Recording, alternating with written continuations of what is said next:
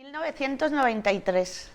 Se votaba por papelitos, cada componente votaba y se sacaba. Y yo me presenté sola, entonces no hubo votación conmigo. Con mi infantil sí. Pues porque somos una familia toda fallera, entonces yo creo que en mi familia por parte de padre hemos sido todos falleras mayores y presidentes. Hasta el día de hoy, incluso ahora los hijos de mis primos están siendo falleras mayores y presidentes. Tradición fallera, creo yo.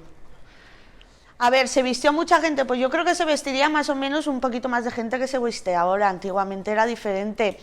Y se hizo en el Salón Imperial, en Alfafar. Normal, una presentación bien. Yo creo que el más importante de todos fue que en la procesión de la Virgen fue el primer año que vino la peregrina a la Falla Malvarrosa. Y tuvimos la procesión con ella aquí en el barrio. Y yo más actos, no me acuerdo, así relevante. La Falla fue el primer año que compramos la clandestina, la barraca, la famosa barraca que todos nos ha encantado, y fue el primer año que la tuvimos en propiedad en la Falla.